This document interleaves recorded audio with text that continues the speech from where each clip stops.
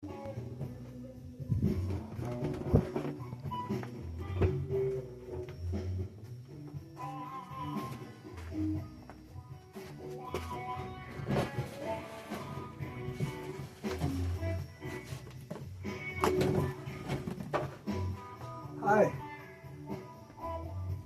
Rawland, guitarist from Undertones. Kind of a follow-up. I wanted to film the gear I decided on. Use my Randy Rhodes and my standard rig, but I swapped out my usual full tone, obsessive, compulsive dry pedal. Love this pedal. I walked into a club, close friend Eden with my close friend, and Bernard was playing. Jeff Beck kind of guy, man. Really cool, really humble guy. And he was tearing it up. He was carrying the room, and sat down at a table, and I said hello to Bernard when I walked in while he was playing. Anyway, came to the table, I complimented his sound. It was impeccable. Really thick, you know, rich, sustained, laden. And I mentioned it. He walked over, 80 bucks. Threw him 100. Been using this ever since. Right on, Bernard. Right on, man. And yeah, gear makes a difference. So I swapped that out with my Keeley super fat full range overdrive, which was given to me by Miss Deborah Lynn. Thank you, Deborah Lynn. It was, well, it still is. Mr. Richard Cromers passed away. Respect, Mr. Richard. And I'm going to be running that tomorrow. I was going to try my Marshall, the JMP, the 100 watt high gain, no reverb. I say that jokingly. Now I'm going to use my standard rig. You know, I grabbed the Jackson, plugged it in. It wanted to run. It was in tune and everything. So that's what I've been playing lately. It's not the most comfortable sit-down guitar, but you know, it gets down.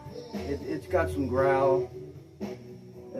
I changed the resistor in it recently from the .047. I found this old one, and I got a small container full of resistors. Those things are like gold, and I ended up putting, I got it written down somewhere. I ended up putting, must be in the other ledger. I'm just starting a new one. I think it's like a .0397. What is it? No, it's a 393J SSY, and I liked what it did, you know, because it had so much bottom end, you know, so it shaved some off, but you know, the highs, if anything, they're thicker and richer, and it got more sustained. So that's what I like. I'm not all about distortion so much as I like sustain. I like that note to ring out for as long as, till I want it to stop. And the only thing I had to do, really, I plugged in everything wants to run for tomorrow, is this is most incredible wah my foot's ever stepped on, made by dear friend Mr. Lloyd, Mike Lloyd, 72 Chevelle, 156, Lloyd Engineering. And my heart, prayers go out to you, Mike, and Miss Rebecca. Big respect to you, Mr. Don, for what you're doing. Man, it's big, you know. But yeah, so I'm just gonna swap out the battery in this, and that's about it. All I need to do, you know. This Mike built me this wah. Just walked in one day and he was working on it, you know. He said, build me a wah based on the original, or one of the real early original Tycobre Octavia wahs. This is late 60s info. I guess he came up on the schematic, or I don't know the exact details, but he built me this wah, you know. Look at the sweep on this thing. It's amazing. And look, The LED comes on when it's on. When it's off, it's off. When it's on, it's on. You know, that way I don't even have to unplug it, you know. Like on a lot of wahs, you know, wahs I have too, you know, it'll drain the battery if you forget to unplug it. You know, this one, nah. And it's the most incredible wah, you know, it's extreme sweet, may cause unconsciousness. Mike built me this in November of 2020. I love this wah. And my best friend.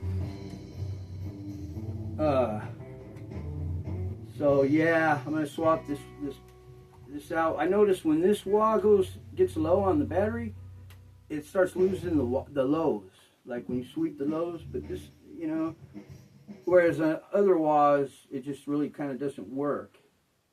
This one, I notice it goes way low, and I usually, you know, I'll check the battery to see how low it goes. But I think this, I checked it and it's gone down to like, it was still working at like high 7 volts, but it had no bottom end. It just had the highs, you know, just and you know, but gear makes a difference.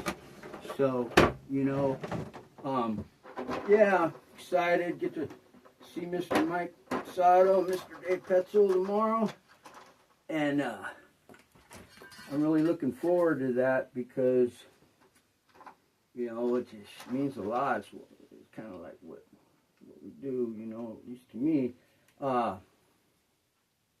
It's been raining, went from extreme highs, you know, hot to, you know, but it is what it is. Like I said earlier, you know, it's the lives we live out here. Let's see. According to this ain't the ohm meter, so I can't tell exactly what it says. This one's still good, but I could hear what I hear, so I'm going to try a different one, see what the voltage is on this. And it's really not better, it's full.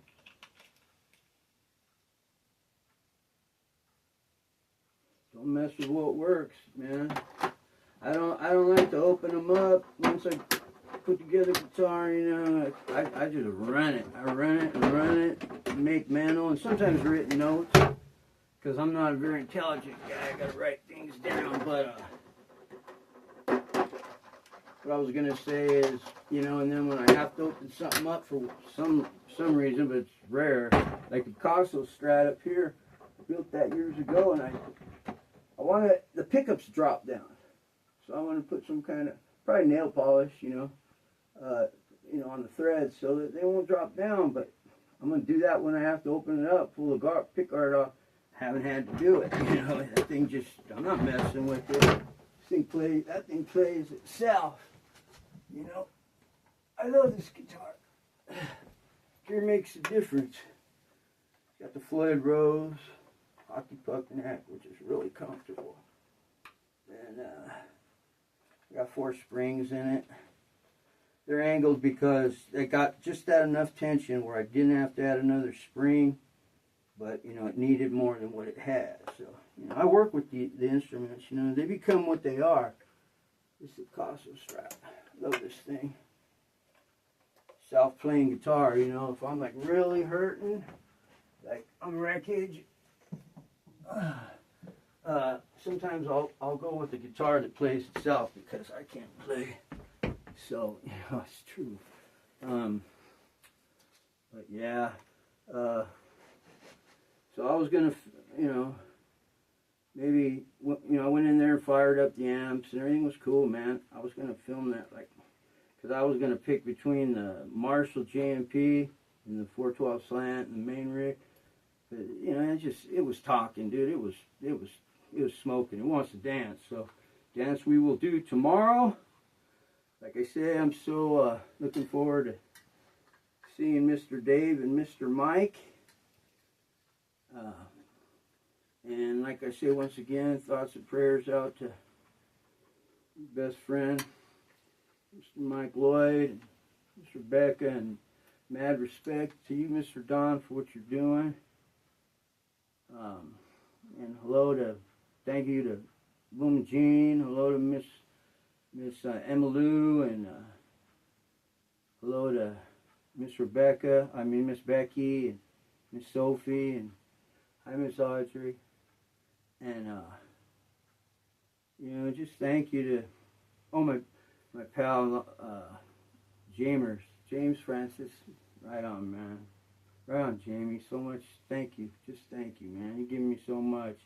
Great musician and lifelong friend. I miss you, brother. I'm so proud of you. Jamie Hunting.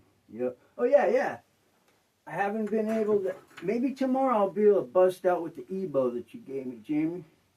You know how it is. Life is, it's what is on hand on the moment. If I'm lucky, I get to do a little preparation. Usually I grab an instrument that I haven't been playing, and I just go for it. And I got to throw myself curveballs, because in a real life situation, it's never what I learned that years ago. It's never what I would expected, It's like playing covers, rehearse some songs that I'm really feeling and go over there, and everybody else already played them, or, it's just not the vibe for them or whatever, That's why I dig what we do. We compose our music on the spot, and, done plenty of, I can chart, read music, write it, and all that. I've done plenty of scores, but that's not where my heart is, dude. That's schoolwork, and I respect it. I did years of it, but I love where it got me, with guys that we don't even really talk about the music. We just leave it at space so it can do what it does, but we look forward to discovering what's going to come out, and sometimes those surreal moments are just, they're over the top, it's incredible, and I'm so grateful to be able to be a part of that. Man of Pariah, and thank you to Jimbo too. Get back safely, brother. He's on a mission, working. Gotta get back from out of state. Hopefully we'll be playing those gigs, we don't rush nothing, everything in its own time, We got patience. See, it's ready to rock and roll again. Yeah, I got my share of wah pedals, mostly modified, by Mike, my best friend. Thank you again, Mike. You gotta get better, brother. Gotta get better. And, people are a big part of a person's life. And man. Anyway, love you, Deborah Lynn. Hello to so many. Our #1 fan. Sorry, Miss Tony G. I'll make it up somehow. I will. Patience. Just so much. I can deal with all the stuff. I got a lot going on. We all do. But it's the unforeseens that really take a toll. That about to handle something or take care of something, you got to drop everything and go take care of this whole different ball game, and it takes a toll. Fortunately, play music and that's what comes out. It comes out. Mike's a really deep guy. His lyrics are just incredible, and love Dave's bass playing. My gosh, man, big tone. Just incredible. Dave drives it, he structures, composes, on the spot. We all do, and it just, sometimes it seems surreal, it's really incredible, and, sometimes we chase after it, but we don't quite catch it, but it's there. It's there. It eludes us. We got to work for it, and work is all part of the gig. And I dig it, I dig it. So, yeah, I'm going to go ahead and end this video. Thank you to so many. Enjoy life best you can while you can.